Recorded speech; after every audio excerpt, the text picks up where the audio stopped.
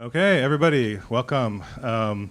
Thank you so much for being here this night. I have all this stuff written, and I will read it in a second, but I just first want to thank Mike for being the AV person tonight. Give Mike a round of applause. And I also want to welcome everybody in from the Zoom call, and just remind us that we are a mighty group here in person at Poets House, but there's another mighty group of folks joining us from afar. Hafade, Torasamia Guahusi Rob Arnold, Fimlian Hokaksu, Tuasmase, thank you so much for being here. My name is Rob Arnold. I'm Chamorro from the Hokag family, and I'm the executive director of Poets House. I think of Poets House as a space of possibility, a space of radical connection through the art of poetry. And I think of poetry as an art of radical connection. And I've personally, for those of you who know me personally, I've experienced a lot of complicated connection and disconnection with my own indigenous family and culture. But I've experienced so much connection in this community of indigenous poets and poets that I've met and whose work I've read and admired. So it's such a pleasure to be able to be here with some of them this evening. I do want to say that indigeneity is not a singularity, and this is going to be a really interesting and I think and hope in-depth weekend-long conversation around issues of indigeneity and poetry, but it is certainly not comprehensive, and I don't want anybody to think that we're presenting it that way. It's not a monolith. I also would like to invite folks who are here and with us in person to explore. Upstairs we have an exhibition of indigenous poetry sort of scattered around the space upstairs, so I hope you'll have a chance to explore that as well. It is also not comprehensive, so I would want to say that as well. But there's some beautiful broadsides as well, and there's a lot of different indigenous languages represented. We have Anishinaabe Moan, we've got Dene Bezad, we've got Fino Chamorro. So have fun exploring that as well. I think it's kind of fun. The Poets House also exists in a space of stolen land and occupied waterways here in Lenapehoking. The Lenape homeland. And this neighborhood, for example, was built on landfill from the construction of the World Trade Center. Very complicated history. But that means all of this was once part of the Mahikanatuk, the what people call the Hudson River, which was a site of bounty and connection for and meaning for Lenape peoples past, present, and future. So let's thank all of them as well. And thank you all for being here. And I want to thank our partners as well for helping us with this gathering. First and foremost, the Battery Park City Authority. We love you. Thank you so much. Their generosity has given us permission and possibility for these conversations that we're having this week. And here I'm gonna deviate from my script and just say that one of the challenges of putting on this kind of conversation is that it takes a ton of admin work. It takes a ton of thought, conversation, coordination, and it's very expensive. We did look for funding from other funding sources, and one of those funding sources was the National Endowment for the Arts, and they have decided that an Indigenous Poetics Symposium is not part of their priority, and I think that that's really telling of this administration, but also of the challenges of funding the kind of important work that we're doing here. So I want to extra thank Battery Park City Authority, because when the NEA declined our grant, Battery Park City Authority extended their grant to us. So I want to give them a huge round of applause for believing in Poets House, for believing in poetry, and for believing in Indigenous expression. And then I also want to thank our other partners, Indigenous Nations Poets, the amazing INEPO, NYU's Center for Collaborative Indigenous Research with Communities and Lands, and last but not least, Poetry Northwest. And this is where my script runs out, because I was so busy talking and visiting with some old friends that I didn't get a chance to write a full intro for Poetry Northwest and for the James Welch Prize. But I can say that I've been partnering with the James Welch Prize since really before it existed. Keisha came to me, and we had a series of conversations about how best to honor Indigenous people in poetry, and she had the brilliant idea of coming up with this prize. And since then, I've hosted it in some form or another at Hugo House in Seattle. And then when I moved over here, then we were able to move it to Poets House here in Manhattan. It's really amazing. I really believe in this prize. I think it does something really important because permission is important for a young writer, especially an early career writer. Having that permission, and prizes do that. It is also not a monolith, but it is a recognition of really important, vibrant new work that's being written by some amazing poets. So I'm really proud to be able to partner with Poetry Northwest, with Keisha, and with the James Welch Prize. With that, I'm going to turn things over for the first hour to Keisha Kuipers, who's going to give a little more background and history on the James Welch Prize, introduce the readers, and then I will take it over after that hour and introduce the rest of the readers for the evening. So everybody give it up for Keisha Kuipers.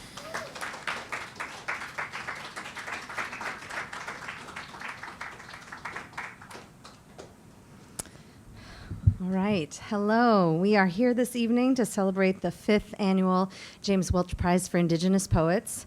Like Rob, I decided at the last minute to go a little bit off script, and so I have like a lot of chicken scratch on this paper, and I hope you'll bear with me while I try to read my own handwriting. I don't often speak about the origins of this prize, but I will tonight.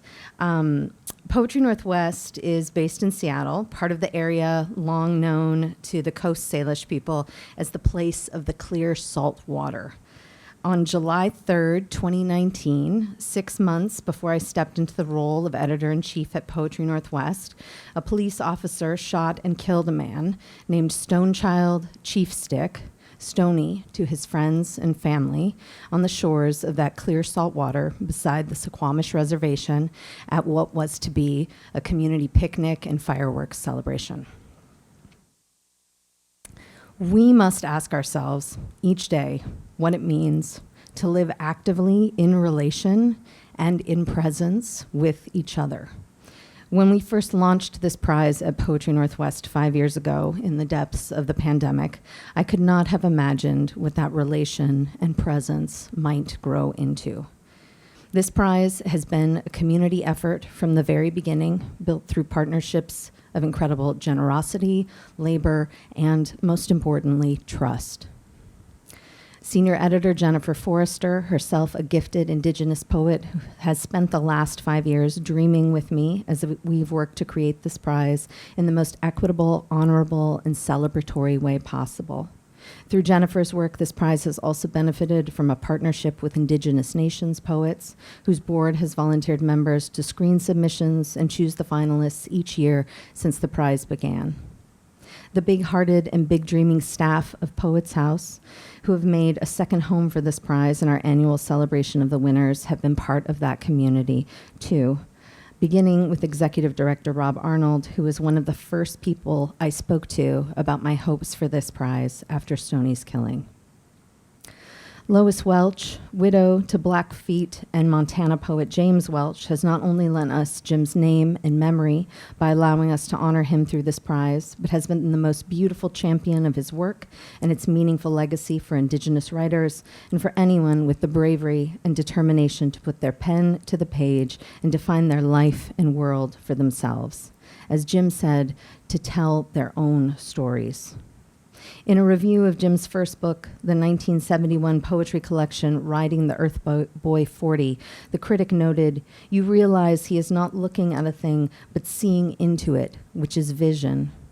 We are here tonight to celebrate that vision and the vision of every Indigenous writer who has worked to craft their own distinctive voice. I think if Jim were here tonight, he'd be delighted to hear these voices, which continue to expand the broad spectrum of Indigenous meaning-making and literary music in our world. And I hope that if Stoney, who is Chippewa Cree and also from Montana, were here tonight, he would feel us honoring his life and his memory.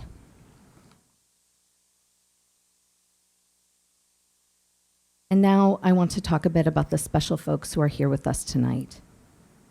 DG Nanouk Okpik was our esteemed judge for the prize this year, and she made the final challenging decisions of who our 2025 winners would be.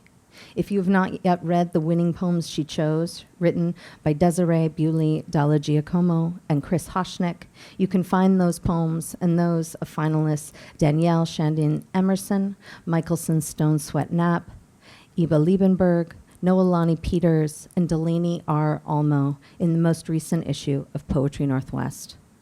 We are also offering free broadsides of the two 2025 winning poems, featuring not only Desiree's and Chris's brilliant words, but also original artwork from Salish Kootenai artist Aspen Decker, who was the cover artist for our most recent issue. So make sure you grab yourself a copy of those broadsides and autographs to go with them before you leave tonight. It is now my pleasure to introduce the prize's judge, DG, and this year's Welch Prize winners, Desireé and Chris.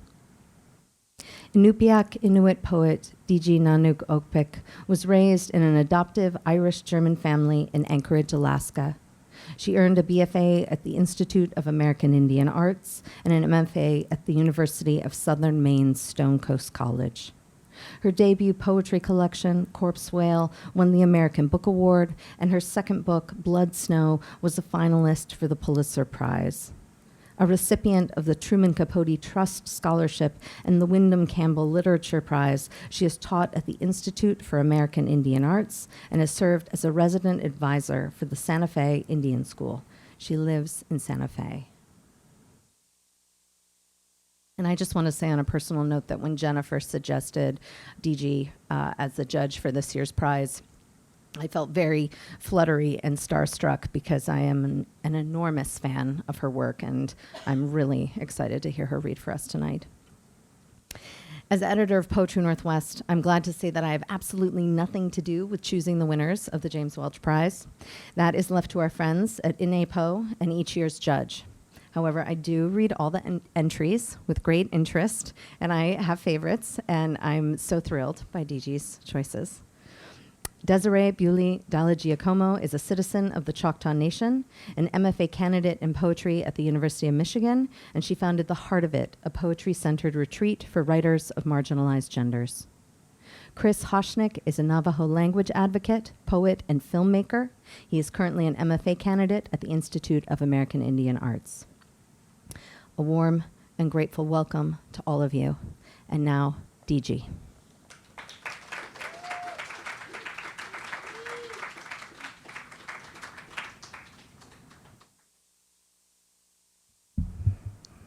Good evening, ladies and gentlemen.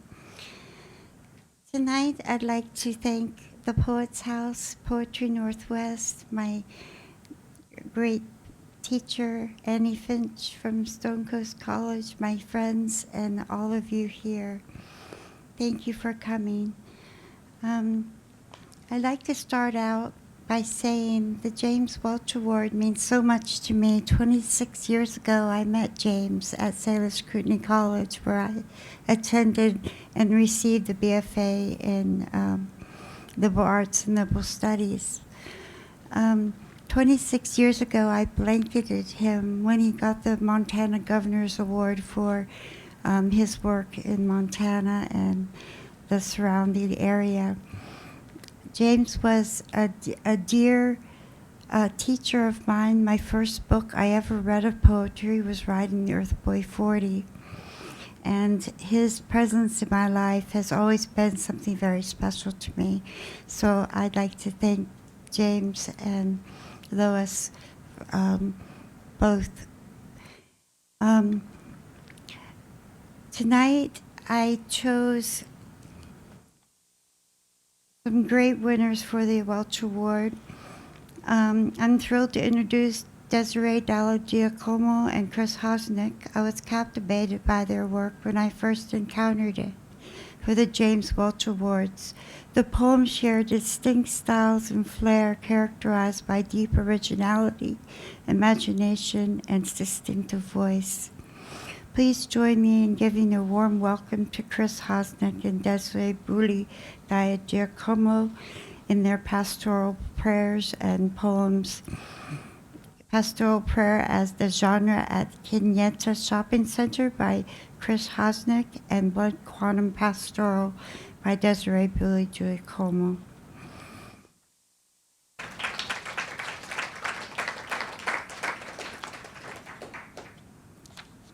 Tonight's reading is dedicated to the 2026 Poet Laureate, Arthur Z. At the Institute, I was able to study with him for many years, while I was there 6 years, and I still meet him every month for lunch in Santa Fe. He's been a dear teacher to many of us here, and he is an inspiration for the communities and for the United States. My first poem I wrote in Arthur Z's class, I'll read for you tonight. The first poem that was ever published, and the first poem that I ever wrote. Her and my Arctic corpse whale. It comes back to the Inuit me. Images in the mirror are closer than they appear on my kayak skin boat. She and I was forged by sea salt, by snow hammered into iron or red herring. While she's paddling, I'm paddling another floating corpse, a spotted human pelt. A narwhal is passing a turquoise iceberg. Of plucked bones of ivory with spiral blood-stained ribbons, reduced to a single tusk, she and I passes and keeps paddling in a sea with gray and choppy scarlet walls of water. Our carnage fuel oil wicks in lighted igloos on the poplar seaboard next to washed up empty blue-green Coke bottle floats. Fishing floats mark a threadbare seine net packed with arms of purple octopus grabbing the rearview mirrors, and I keep paddling.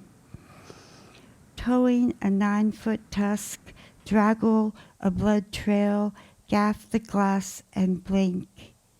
The eyelids shun risky long-handed braille rope packs.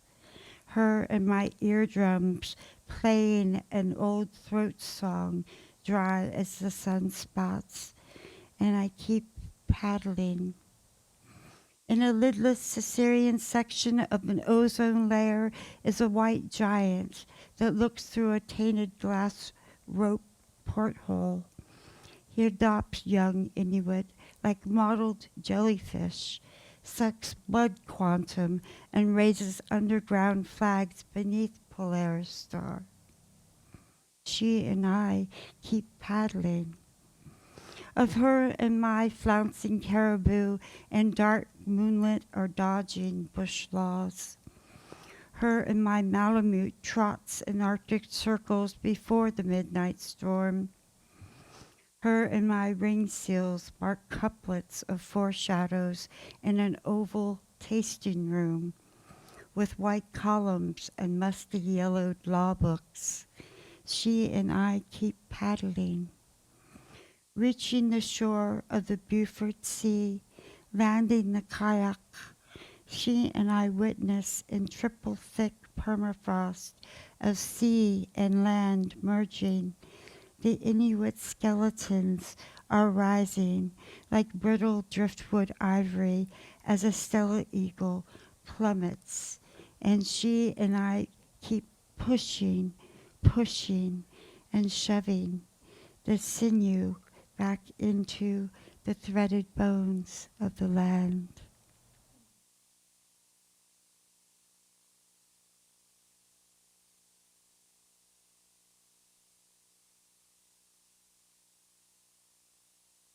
Little brother and serpent Samna, Sedna.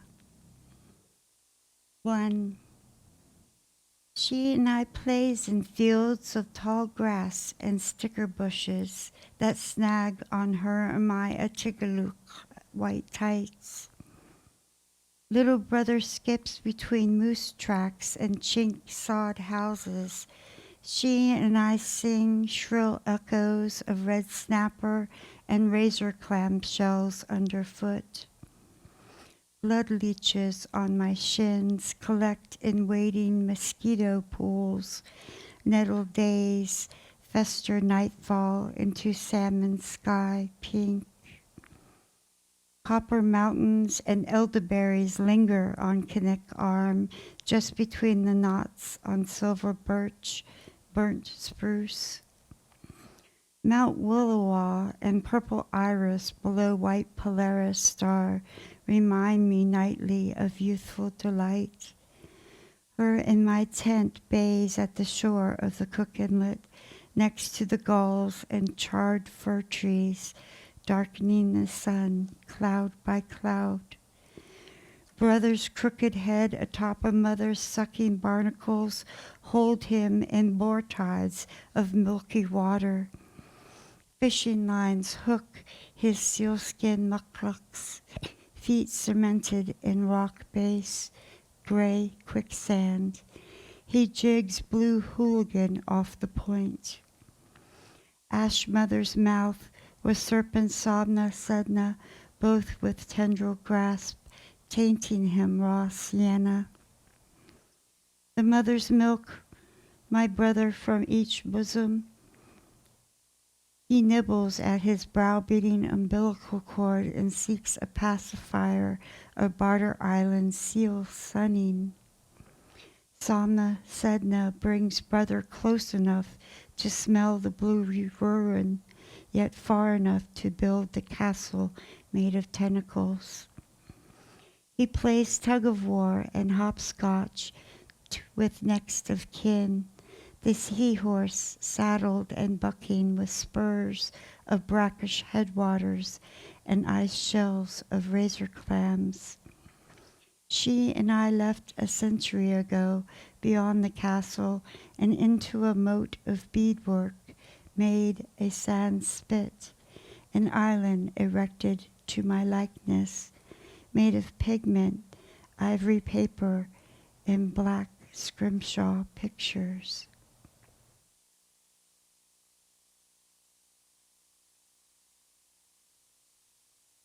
Oil is a people. She and I'll walk. She and I will jump the edge. She and I'll walk with wrists sliced by burdock. Her and my eyes fixed and formed like ironwood. She and I watches a bulldozer drag black peat, the surface land, not to be broken, only fragmented like green fused moss. 11,000 years is not enough to climb north to the timberline, not enough to watch you, ash women, out of breath, while quickly picking salmon berries. She and I'll walk as if an Arctic cat swallowed my air and then my blood. She and I wait late this summer to pick berries east of the crossing, where the slow fire burns, the overlapping blades and lungs, the mouths, the tall grass, into tufts and petal shrubs. She and I see a pipeline cracking, the haul road paved, oil dripping on tundra. She and I fall asleep, and you are dancing with the dead, your head adorned with angel white loom feathers. She and I can't stop the friction of oil and gas, drilled with thin scales attached to fins. She and I, are we going mad? She and I use her teeth to drill cold, but maybe she and I work metal tungsten steel into thick seaweed, or maybe she and I fall deeper and make an ice shelter in case the cold doesn't work.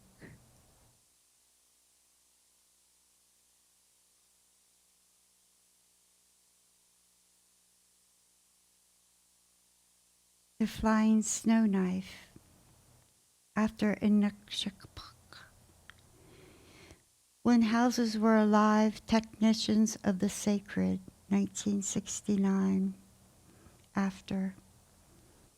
One day in the village, a snow knife rose up out of a sealskin flat porthole in the ceiling and flew, traveling to the top of the ice cap.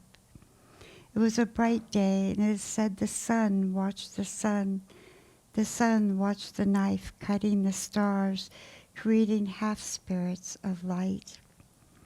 The knife had not yet reached the end of its flight when the Anatuk, the shaman, begged to come back to him. It came back hovering. The sun was upset, and the Anatuk had no good reason or goodwill for the amulet in exchange for the sun, for the knife.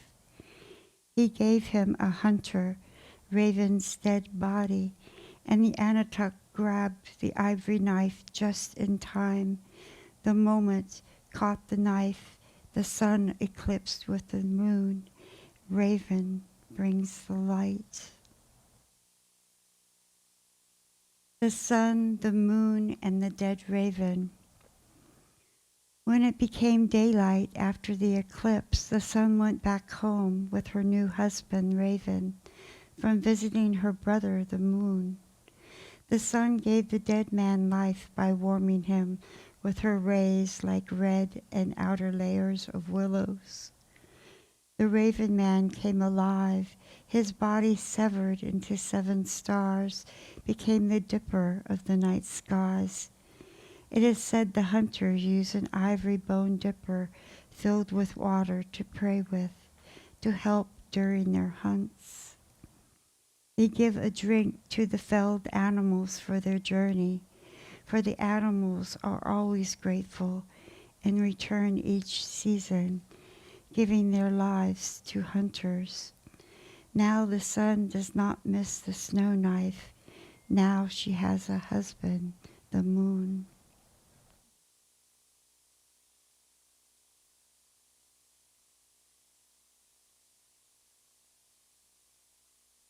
Hollow hands for Tesi Itsisi.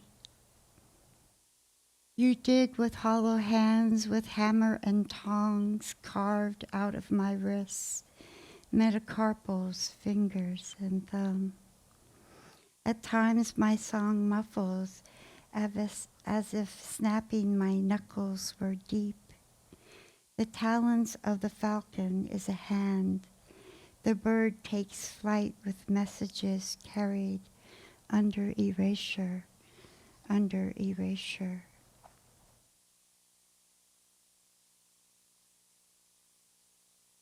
As I toss and roll these bones to the 2nd and 3rd vertebrae, the cracked curvatry of my neck, where something of a wing fused, bone and fossilized, merging kink bended wrongly, then merge bended and slouched in a hunchback, crooked pain, into a pinch pang where needles and cracks at my side, the forced hanging, sluiced movement of ivory scalloped cervixes at the nape, it snaps, snaps.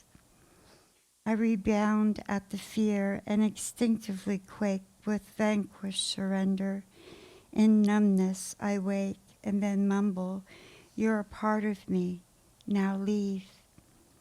It slaps its tail, then in a V formation follows but decelerates. The sea waves, a source of vigor, 11,500 years young.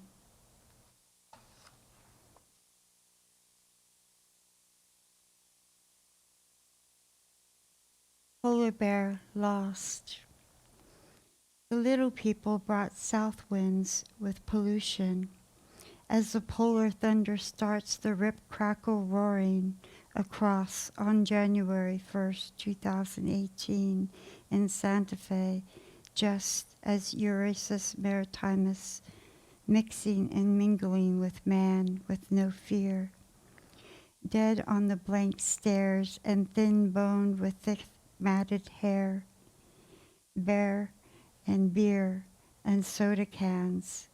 Thunderbirds take flight northwards, mud, tan, polar cubs.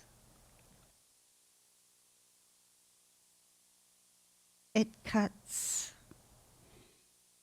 Bare sliced feet drag across razor-burnt snow, their soles laying bloody tracks marking a course laid out for yellow ice worms, mosquito larvae, and stellar eider. I am conjuring a violet fire, the head and foot of a ptarmigan, tied to a string to which I interlace my kamiks, my mucklucks, darn tundra grass, where gray wanders the land in the solidification of a raindrop. Thank you.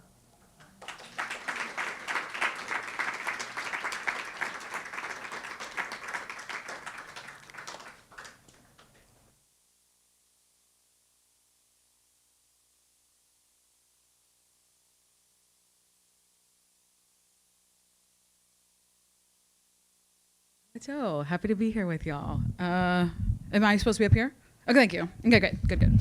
Alex Chokma, Sahachi Foyat Desireé, Chatasia Hoke.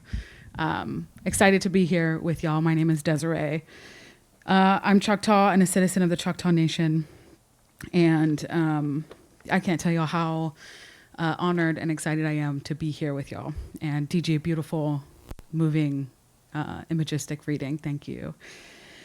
Excited to be here. Excited to open for Chris. I'm Chris's opener. I want to thank Poetry Northwest, of course, for seeing something in our work in making space. Ra, Mari, Nick, Poets House staff, thank y'all for all the work you put into this and the resources. Folks on Zoom, I didn't know we were going to be on Zoom. Hello. I text my family group chat and was like, wait, you can watch. So they're there. My friend Liv, who came in from Long Island, is here.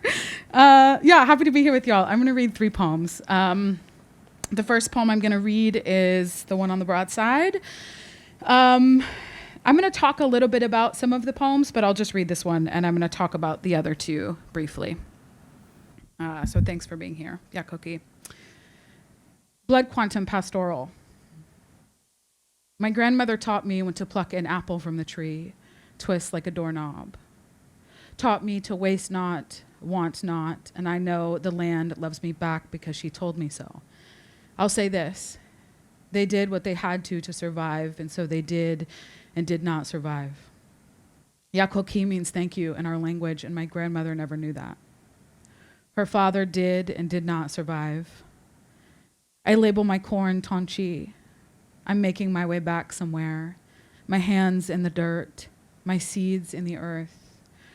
Where she was born is an open plot of natural land in eastern Oklahoma, sold off. There she farmed watermelon and corn and was forced to forget our language. In our garden, I stake a hole in the sheep mulch, cup 3 seeds in my palm, one for the ancestors, one for the animals, and one for us. We count ourselves lucky if even one makes it. She couldn't pass down what she couldn't pass down. She handed what she could. I keep my palms up. Thank you. Okay, the next poem I'm going to read, I'm going to tell you a little bit about. Okay, I've been like chipping away at this poem and getting nowhere for what feels like centuries, but it's been like months. My paternal family is Choctaw. My grandma was born and raised on our family's allotment land, and I won't give you a lesson on the Dawes Act, but it was among the most detrimental things to happen to Choctaw people and the tribes and the 5 tribes that were most affected by allotment within the Dawes Act. And my family's allotment is where my grandma was born and raised, and all my life she told me about this, what I conceptualize as a farm, because I didn't have a lot of education or historical context. And she would always tell me that it was like a state park now. And when she died in 2020, I really started to understand historical context. That was also when I gained access to higher education. I went back to school really late in life and finished my undergraduate degree like a year and a half ago. And so I was able to contextualize all this. I'm telling you that because I was looking at my family's allotment packet, which is complex and violent. And I tried to write this poem to look like a grid. I'm just going to show you, okay? It didn't work out, but this was it at one point. I wanted it to be in conversation with this Dawes packet. So that's some of the context what I'm going to read you. And this poem is not where I want it to be, but really it's really mostly in conversation with my grandma, which is one of the reasons I go to the page. So like I said, my family's allotment is now partly a state park in Oklahoma.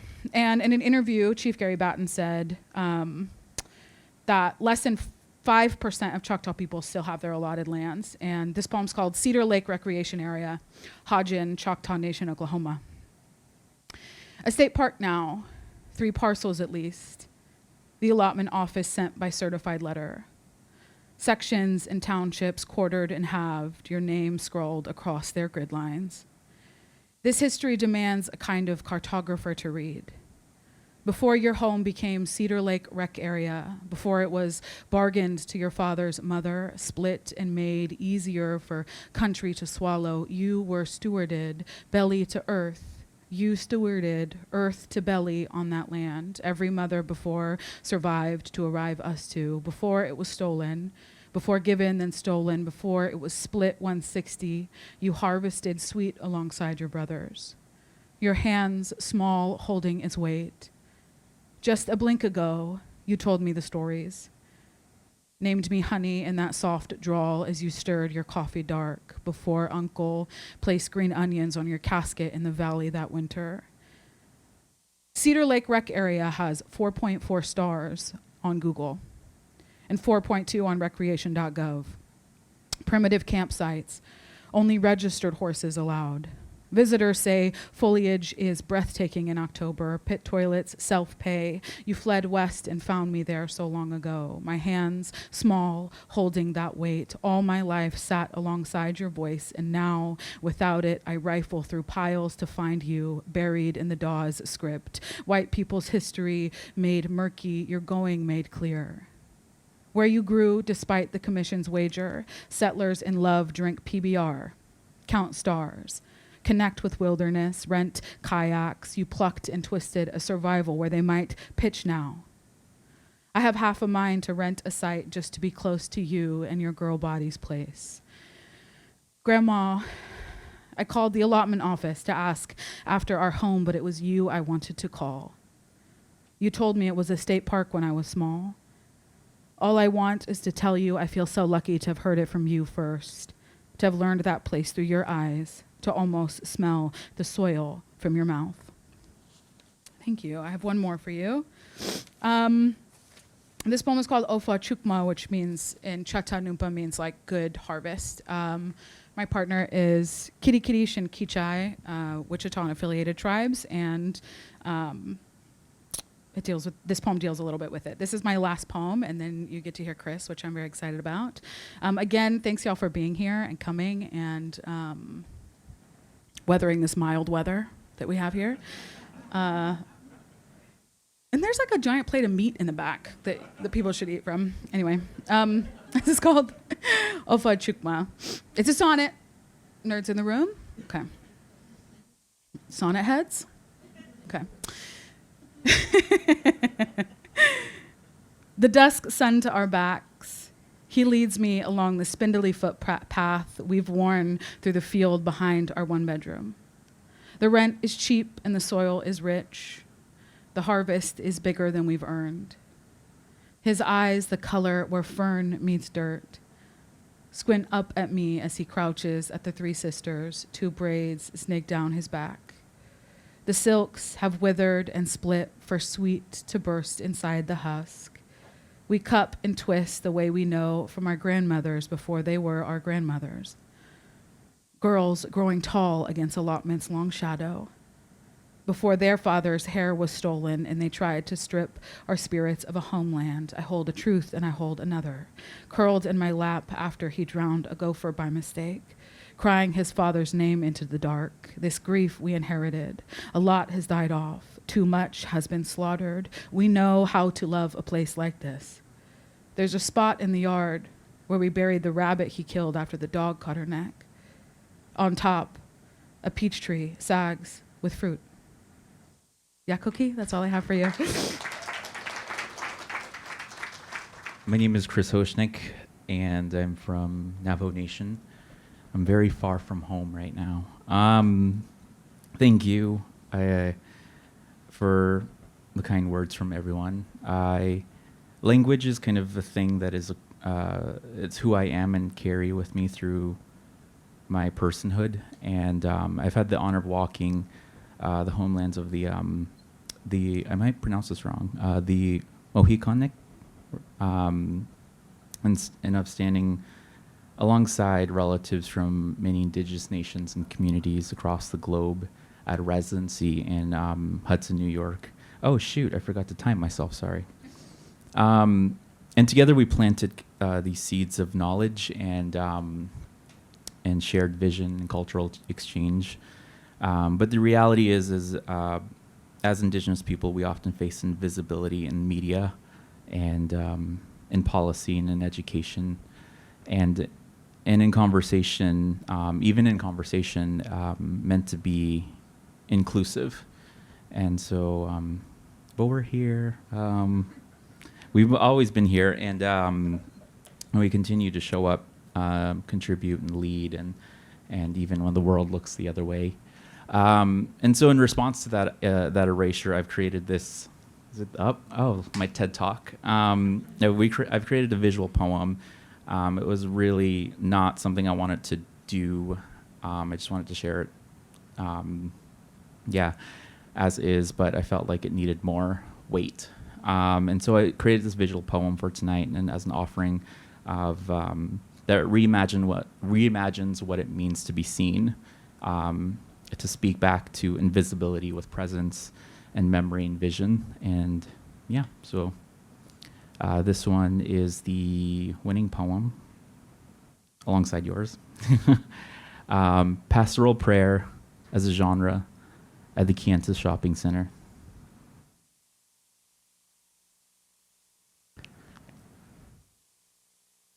The weight. Naadotlit. Condi. On the reds, the grease, the grands. Con.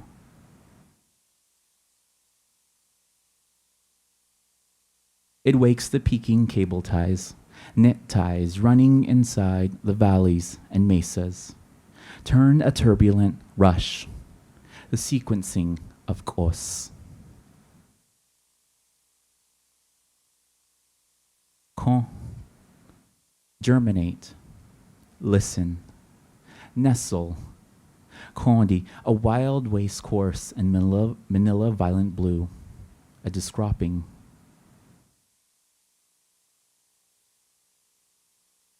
Men boiled to tin foil roofs, abuse hood, con, a dream work of patience, prayer men. Wonder with them. This vacant plaza stains, stakes them against the corners of the store grounds. A lonely shadow lives here, con.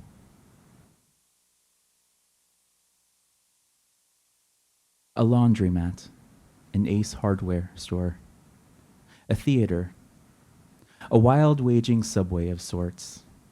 They once called this a coast. Condi, the wishing seas of grief, embarrassment, and fervor, come waist deep in cork blue. Not a hermit in sight of loose, a tailor yoke of amber jinx. Con, the crep of a wild Indian washing up against the highways. Nza de go. They run through. Call it pit stop. Call me pixelated camera phone photo.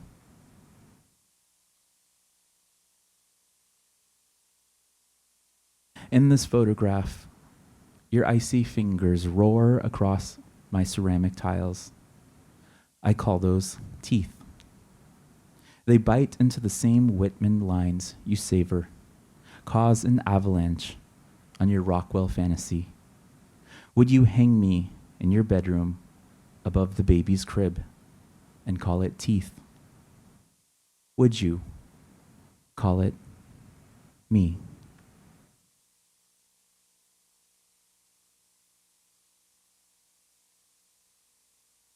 Oh, this is my also my solicitation for grant money to turn this into a video film. So,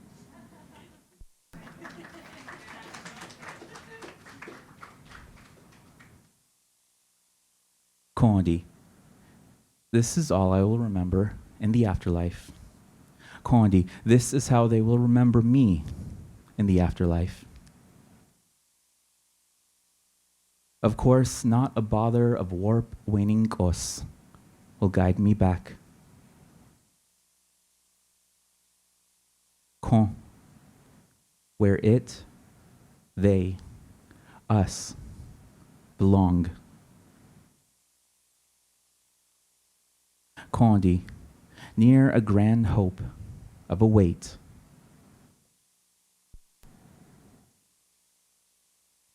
Now let us pray the weight away along this coast.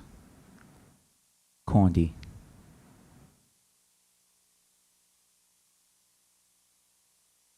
That's it. Thank you. Round of applause to Chris Hoshnic, Desireé Bewley Dallagiacomo, and DG okpik. Thank you so much. I don't know why I have this paper out. I don't have much more on it. So I want to talk just for a minute before I bring up our next readers. I just want to talk for a minute about, in a kind of an unplanned way, about the curational process of this symposium, which I want to also remind you is starting today, but is continuing all day tomorrow. From 11:30 all the way to the evening. So I hope that you'll join us for those as well. And I'm just going to run through those panels really quickly. So tomorrow at 11:30, we're going to have a panel discussion with Chris Hoshnic, Elise Passion, Kimberly Blaeser on translational migrations, indigenous language, and bilingual poetics. At 1 p.m., we'll have a panel discussion with Joan Navia-Kane, Bonney Hartley, Desireé Bewley Dallagiacomo on community and visibility, asserting tribal sovereignty through literature, poetry, and arts. And then at 2:30, DG nanouk, okpik, Nicole Wallace and MS RedCherries will be talking about experimental poetry practices and indigenous poetry. And then at 4 p.m., Lou Cornum, myself, and Tacy at CD will be talking about reclamation, empowerment, and repair. And then that evening at 7 p.m., we'll have our second night of reading with Tacy, Lou, Joan, Elise, Nicole, and it'll be hosted by my colleague, Maria Lisa, who is, by the way, been an amazing thought partner on this. So thank you so much. Give it up for Maria Lisa Schmidt. I would not have been able to do this without you. And I also just want to say that, curating this, I was thinking about as an act of maybe perhaps imperfection, favoring action over perfection.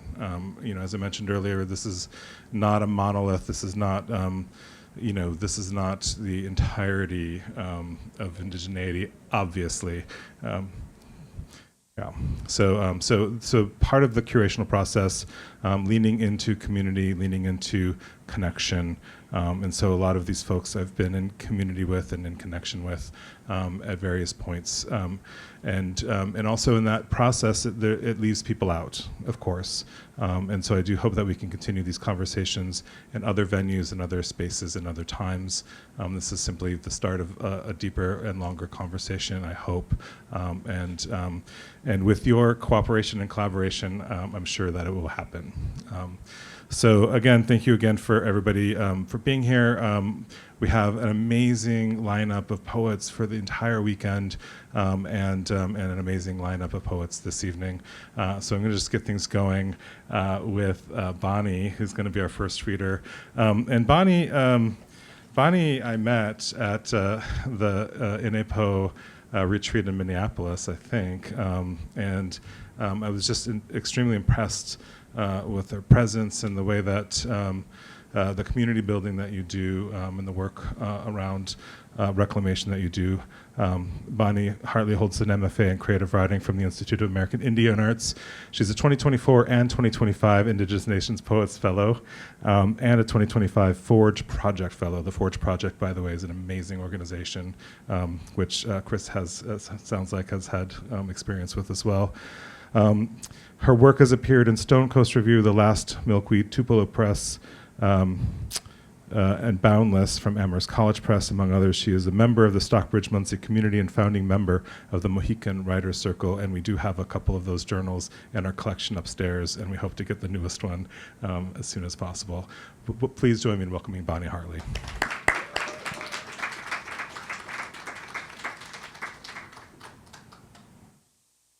Right. Kolomo Simwa, Nita Shinzi, Bonney Hartley, Tehe Kwendo Hat, Ni Nonjei Mahikanak, Ni Mahikanewa, Ni Elangomati Takwak. My name is Bonney Hartley. I'm a member of Stockbridge Muncie community. We're Mohican and Muncie people. We're called the people of the waters that are never still. And my clan is Turtle. So where we are is part of our traditional homelands. So I'd like to thank everyone for coming and on Zoom, and of course, thank you to the ancestors. My first poem is called Mahwasehe 1, and it's an erasure poem, so you'll have to picture it as such. It was really satisfying to make. It is about the most famous poem about a Mohican sacred site called Monument Mountain in Stockbridge, Massachusetts, and it was written by William Cullen Bryant in 1824. So it's the Bryant of New York City's Bryant Park. And so up until now, I guess his poem has been the most famous about this important site. Mahwasehe 1. Thou face, forget thy heart, thy vision, thou gaze on white villages, swarming. Here the old world, nations drowned.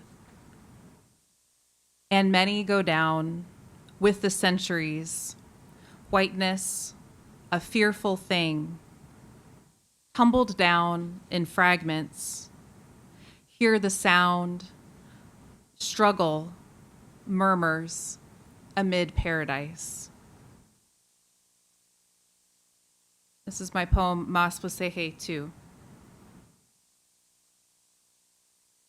Ni wachau kachayeth, Mahwasehe one nanquat. No nundum ane konamanathet. No nundum ane kataye. No nundum ane nono nyatpontwe kone nakwitha. Kesok, wathna nakan. Kwechachnom nain wane pakwan. Kmaktai pathkwaan.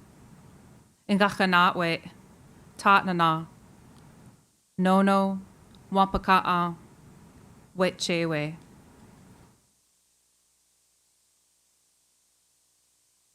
That mountain elder, place of standing up nest, has a beautiful appearance. I'm happy because you're well. I'm happy because you're here. I'm happy because this morning you look beautiful. Your face, a light.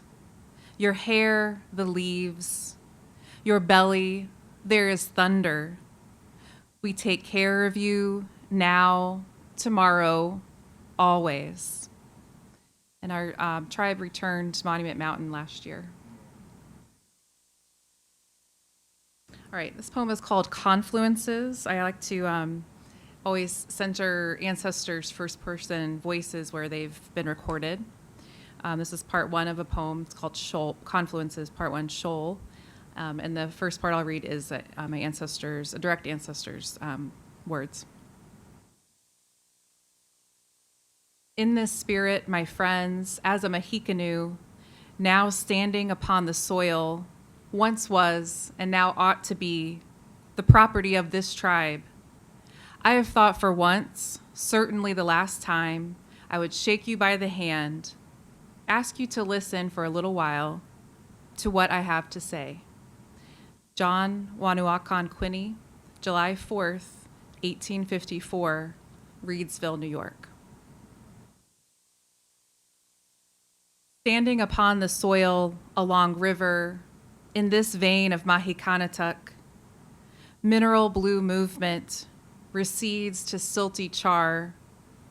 Every so often, under falling leaf moon, a trout glistens, shakes the surface, opens lip of wampum pouch, passes a bead, offers corn soup while my coals burn and brighten, strips inside slowly of acquired residue, makes of me a dugout canoe. I wobble on water at first, then re-steady, here at the confluence, ready to receive. This is another poem that ended up becoming a land back for our tribe as well. It's called Papskinny Island, and it's an island physically in the Mahikanatuk or Hudson River. And it's laid out on the page in the shape of the island. The pause, negotiation, healing is happening here. For me, it's the spot on the river from Driftwood Seat. How my son sang in Muncie here. How Buttons had eagle messengers arrive here. Walking the land of fires, knowing pottering patterns, the feel of their rims, their grit of this soil, warmth of cooked squash, how teeth smiled at songs in the air, how baby smashed blackberries, hands a fistful across time. This fork in the path envelops me in wonder. Patquatek, knoll full of crystals. Feel deerskin underfoot, yet smoke rises from refineries. Train rattle roars to Manhattan. Each step reminds how Papskinny is, layers beyond our own, scutes on the sturgeon, a map we keep making. My last poem is called In the Length of This Night That Is a Lifetime. Ladle spring water over hot rocks, a horizon line, a communion, cheeks pressed to those past, jawbones hum as one with these relatives, throats swallow, release, cradle of unsoft questions. Can we make a new past? Who will make the future? Will the future heal betrayals past? Do we betray in healing? I hear ancestor spirits invite the earth of me to fall to one side. Close eyes, make room to hear, move closer to fire, cup song. Hip places less touched spill over, reset. Not quite healed, not quite serenity. A reclamation nonetheless. In the squish where skin folds and time clusters, we beam moonlight and slick bear grease. Outside, wind licks swollen river. Inside, my legs intertwine with roots. Aftermath drips and loosens ground. Fertile with all that remains. Pieces which are whole, a spirit that is full. A porch light remains on, here, at home. Anishik.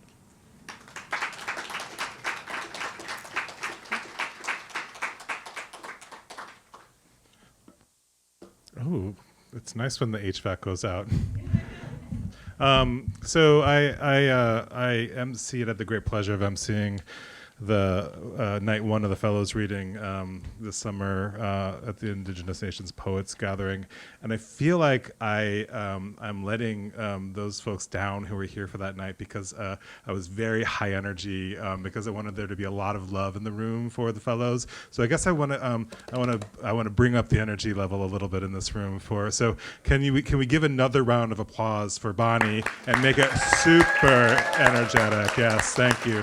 So let's just turn up the volume just a little bit for Bonney and for the rest of our readers tonight. And our next reader is a poet who is both a poet and a lawyer, which is just a double threat. So MS RedCherries received an MFA from the Iowa Writers Workshop and a JD from Arizona State University College of Law. She's a citizen of the Northern Cheyenne Nation. Her debut, Mother, which is incredible. Has everybody read this book? Mother from Penguin was a finalist for the National Book Award, and thinking a lot about the complexity of indigeneity. I do think that this book captures a lot of complexity. I remember at some point I was making a joke about my own indigeneity, and Joan, I think, do you remember, Joan? Do you remember what you said? I was like, oh, I don't know if I can call myself indigenous. I don't feel like I belong. And Joan said, welcome to indigeneity. And I thought it was like such a beautiful welcoming into the complexity. So I hope you all welcome MS RedCherries to the stage. Thank you so much.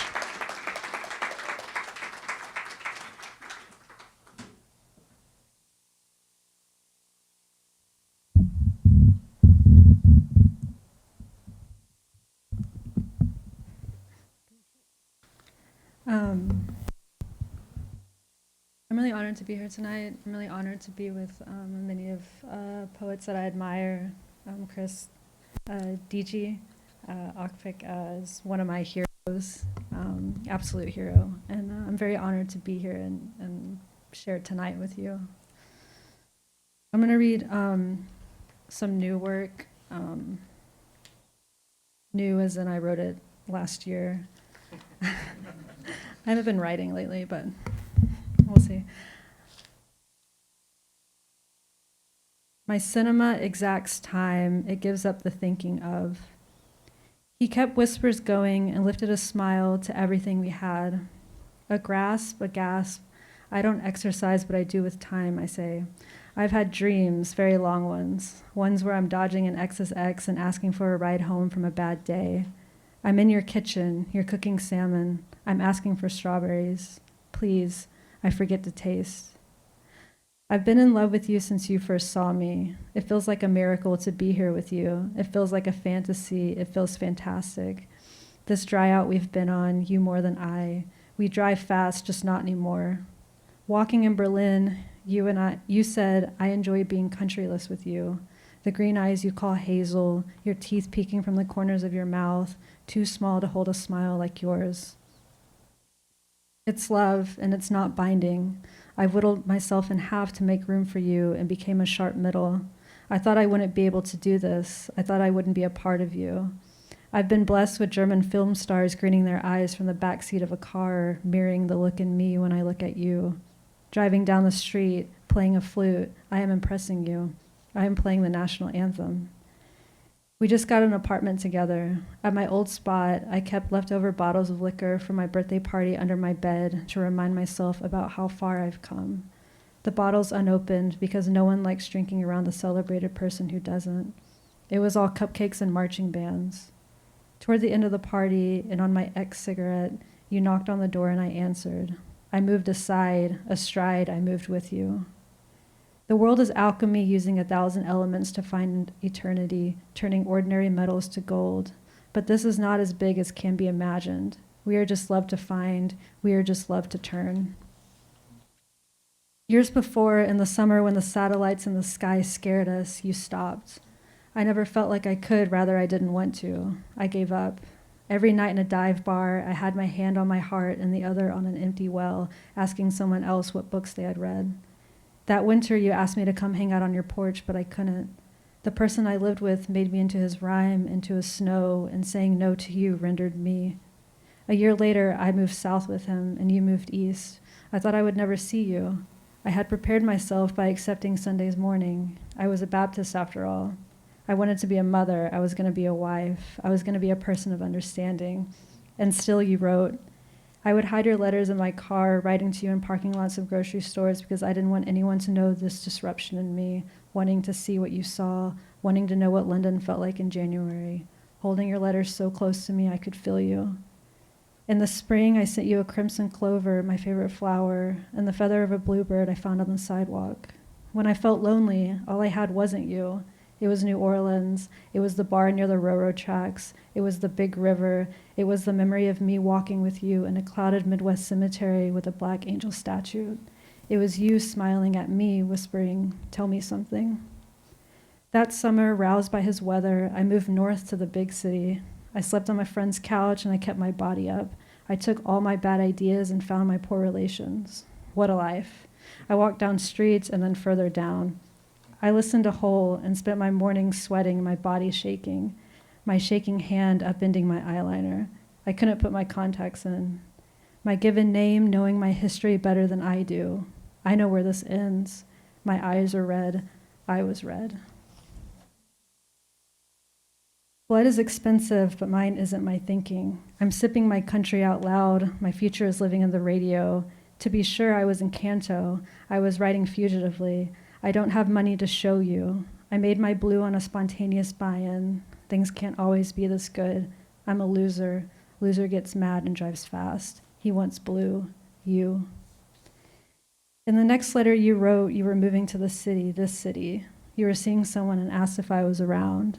The afternoon we met, I was afraid. I felt like the world changed, but you were just as I had remembered.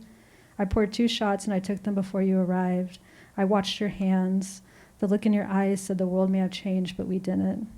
After dinner, I took you to my local dive bar and ordered a drink made of vodka and then a Budweiser. Staring at my glass, you said, I haven't wanted to drink more than I do right now. I felt defeated, a bad time in a dark hallway leading to the bathroom, remembering the highway, our party, your corner of my eye I love.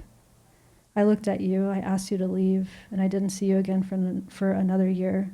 Is this what my love looks like?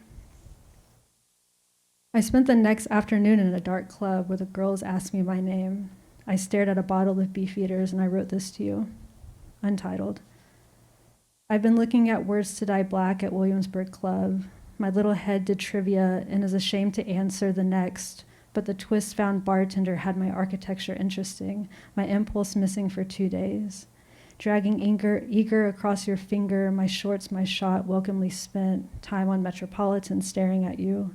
I order Beefeaters and understand the lid on the bottle. You in green and I on green and you in green and I on G. And if you see your eyes, please see mine. When I walk, water hitting above you, pushing me against the street. Your body still standing, my hands still shaking. Show me how I trust. Show me how I lived. Thank you.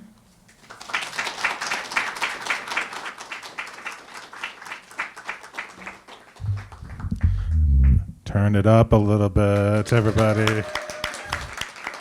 Raise the volume for MS RedCherries. Oh my gosh, I can't believe. So we're going through this reading so fast. I don't want to. Kim, are you ready to read? Can you read longer than? Our last reader is just an inspiring person. So I'm on the board of Indigenous Nations Poets, and I got on the board through a nice invite from them, but also because I was really interested at some point in my own journey to learn Chamorro, the Chamorro language. I started thinking about advocacy work around language reclamation, and specifically because I'm a poet through poetry, and I was like, oh, how do I get funding for that? How do I build that program through Poets House? And then right at that exact moment, Kim debuted the Language Back initiative at Indigenous Nations Poets, and so I had of course heard and known about the work that they were doing, but then it seemed like an amazing alignment in vision, and so I just have such admiration for the advocacy work you do, the community work you do, and the poetry work that you do. So our final reader this evening is Kimberly Blaeser, founding director of Indigenous Nations Poets and the past Wisconsin Poet Laureate, author of works of books in several genres. Are we allowed to say? But no, just say several genres to be determined. Her 6 poetry collections include Ancient Light. I'm not going to be able to read this French title, but Dancing Resistance and Copper Yearning from 2019. Give a huge round of gratitude and welcome to Kimberly Blaeser.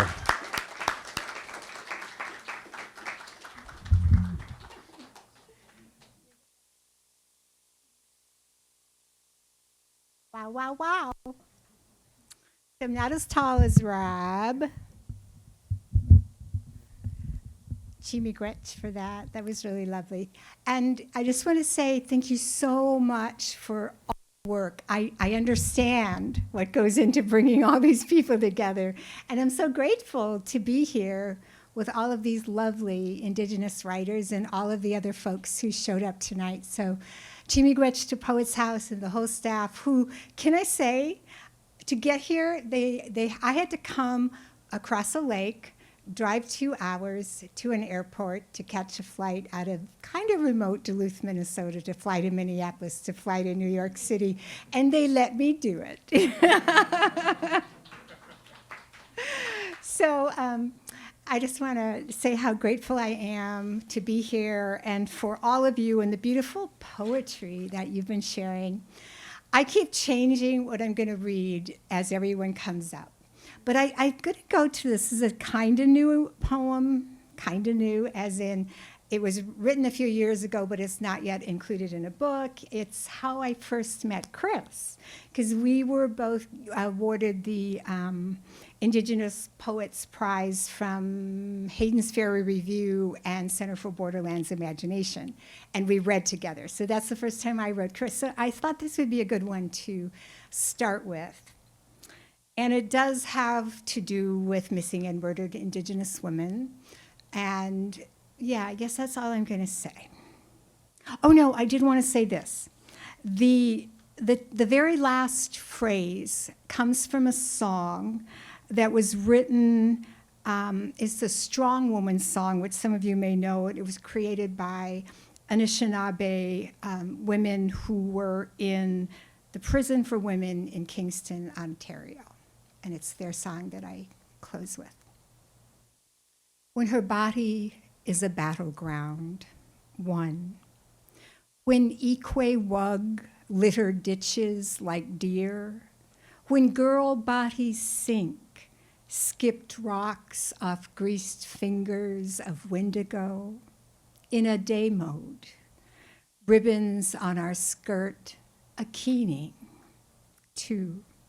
Soon funeral casserole becomes habit. Macaroni, corn, hamburger fix in cold basements. Church bakers worry 3 eggs in a cake is extravagance. Unnecessary as salt on a tomato, as 2 choruses of goodbye. Her fistful of grave dirt cocked like a gun. No one can waltz around death in the end. 3. When her body is a vermilion stranger, a heaving caught target of gaze, when her body is a battleground. 4. Make of your voice a search party. We soothsayers know predator eyes can become rivers, smooth words, a weapon of Majimahidok. Only a wide open trunk means no body. 5. Learn how survivors speak of their captors.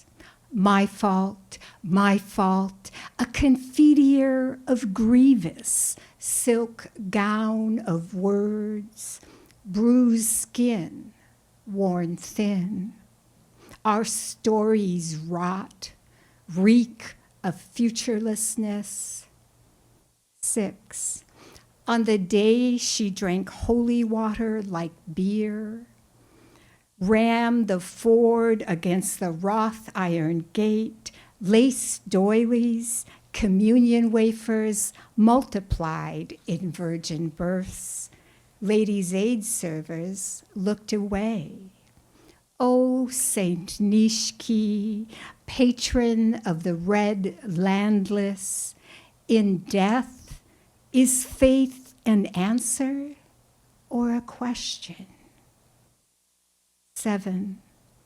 What then shall we craft of our breaking? We poles in the clay of our bodies, only a porous heart withstands floods. 8. Mamawe, Mushkokabwe young. Together we stand strong.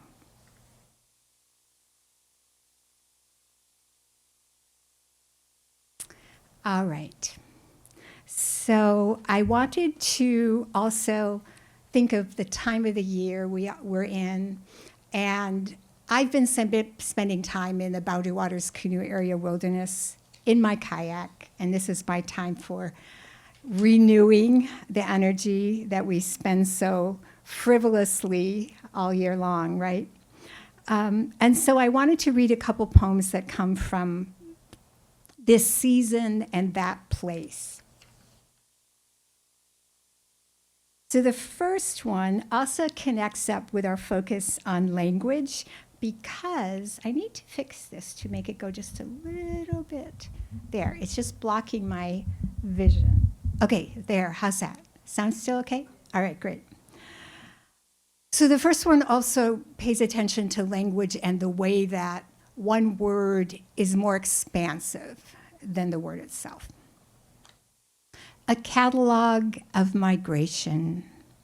Here in the dictionary of sky, Dagwagan may mean full, mean cobalt holding motion of wings, wings bending clock, bending time again.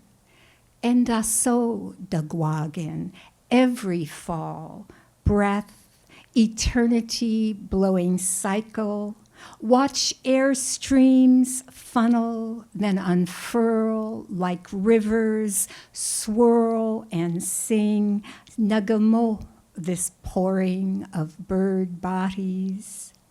Beneath departing talons and tail feathers, amid the trumpeting call of Wabazi, mighty wingspan of owl, go, ko, everywhere, mallard, oriole, checker-backed loons. Soon air fills with echo of sandhill crane calls, fluted and eternal like dotem dream songs, where every flap follows ancient flight paths. Beneshi Yug, mark autumn sky, mark me. Fall lean trees become teepee poles, circled in migration, hold up the tent of sky. Here in the dome of belonging, where each wet alive touches another God body, touches being, Newton blows. Pine tips bow low like suitors, here beneath this lush, this blessed orgy. So I'm bouncing around. These are from, that one was new. This is from Ancient Light, which is my latest poem. And now I'm going to go to Refractions, which is in Resiste en dansant Ikoinimi, Dancing Resistance. And this is a poem that I live every time I'm in the Boundary Waters, because I don't know how you are. There's that time of morning and the time of evening, and you're on a body of water, and everything comes untethered, because what's more real? What you see in the water, in that reflection that goes deeper and deeper, that you fall into. And there's a moment when you disappear. And I think that's what I'm always after, that moment when I disappear. And so this comes out of this particular time of day, this particular time of light, and also the belief that we aren't the only thing, right? That we are the least of everything. That when our ego goes away, that's when we're really alive. Refractions, a poem for Bill Harold. I want to say something about Bill Harold so you'll understand this poem. Bill Harold was this amazing poet teacher at UW-Milwaukee, and he had a health problem that caused him to have a posture which to me always looked like a cricket. That's what the cricket's doing in this poem. And if you know crickets, you know that you can tell by the speed of their chirp the temperature. Because their speed of their chirp changes with the temperature. Okay, I'm trying again. Refractions, a poem for Bill Harold. Why should it happen that the smallest zigzagging black cricket, one stick leg raised, a musician's baton, holds and then releases the same song as my canoe paddle slicing into glass? Boundary waters, evening lake, still mirroring like memory doubles, you here and gone, now leaning akimbo, a cricket musician, message encoded in meter, in the rhythm of my own arms, paddling side to side, as if I could find you in the funnel of each stroke, in the blue sluice of time. And light grabs my breath again, peering into that one space where ledge rock dissolves into color, cascades gray and rust and moss green, effortlessly transforming at water's edge, tumbling headlong into repetition, unfolding mere image into the depthless eternity of reflection, until in that moment I forget which side of vision is mere reality, and that this bent black line of insect can sing, and more, that every chirp should count in precise degrees just how cold is loss.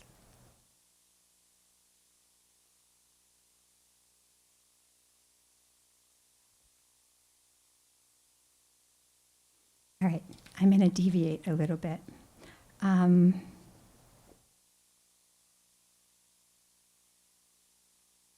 Since I'm still sort of celebrating ancient light, I want to read one of the poems that sets the tone for this collection, and also connects to why we're talking about displacement and why we're talking about disconnection and language loss and all of that. And this book begins in colonization, and then it unfolds to other things, including healing. And for me, healing comes partly through ancient light. And there's all kinds of ways that ancient light is manifested. But I just want to read that opening poem. Poem on disappearance. Beginning with our continent, draw 1491. Each mountain compass point indigenous. Trace trade routes, languages, seasonal migrations. Don't become attached. Yes, reshape by discovery, displacement. Move your pencil point quickly now, as if pursued. A cavalry of possession that erases homelands. We shrink, shrink in time lapse of colonial barter, disappear. Now draw a brown face painted for ceremony, half a face, nothing. Draw nothing around a crumpled bird body, no wings. Draw emptiness inside desecrated burial mounds. A stretch of absence where fallopian tubes once curved in hope. Sketch void across Buffalo Prairie. Draw the empty of elk, of passenger pigeon, of silver trout. Conjure with your hand the shape of girl blooming, curves of face, her laughing eyes, you've seen them, postered and amber alerted, missing, missing, evening newsed, and gone. Draw a woman wrapped in a blanket, a child's body weighted. Draw stones sinking into every river on the map. Draw carrion blackening skies, carrion plucking vision from round brown faces. Draw missing, draw murdered. Work carefully now. Turn your hands to the new continent. Again, picture it. Nothing.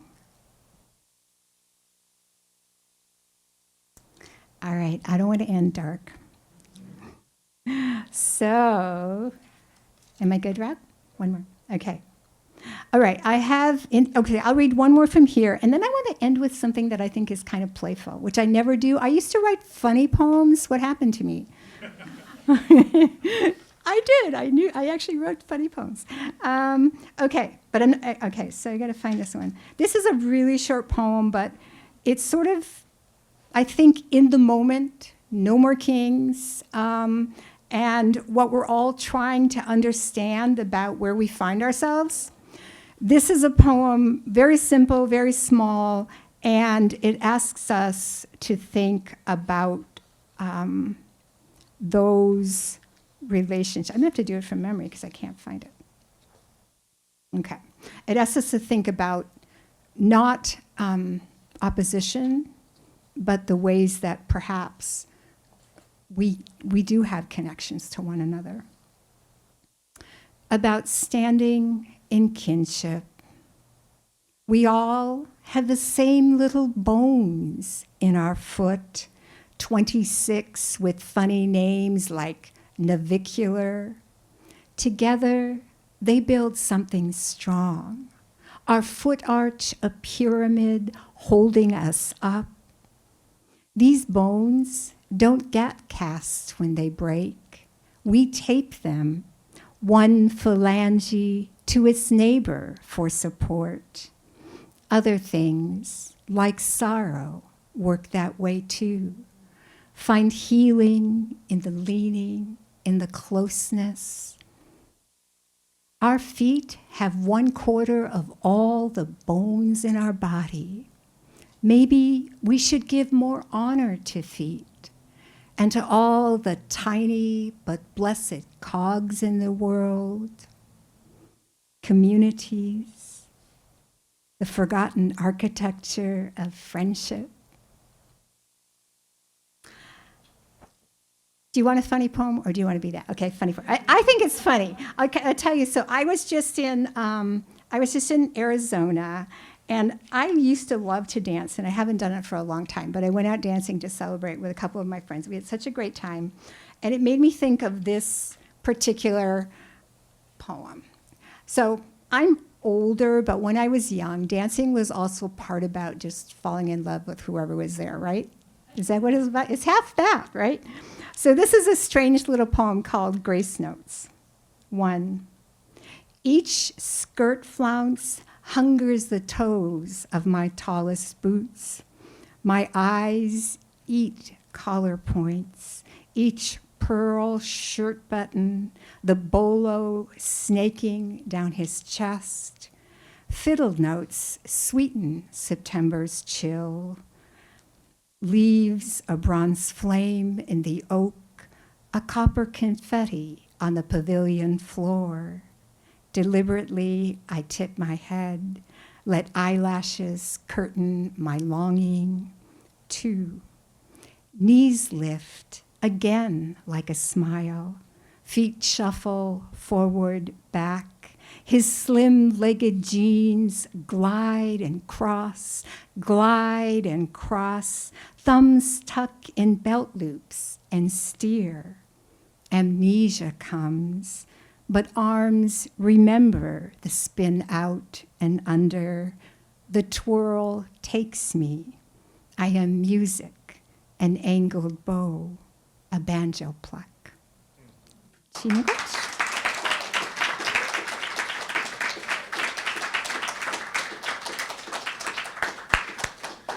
Okay, let's keep it going. Keep going. Yes, absolutely. Oh gosh, yes. Thank you so much, and let's hear it again for all of our poets. Kim, MS, all of them, every one of them. Bonney. It's been an amazing evening. Thank you so much for coming out tonight, and it feels like a family in here. So I love that feeling. So I hope that you'll join us tomorrow for more conversations, more complexities, more vulnerabilities potentially, at least from me. And then we'll have our reading again tomorrow night at 7. So tomorrow the conversations begin at 11:30 a.m. and they continue kind of throughout the day. And so I hope to see all of you out there tomorrow and out here, right here. And those of you who are out there, thank you again for coming on the Zoom call. And we shall see you all tomorrow. Thank you so much.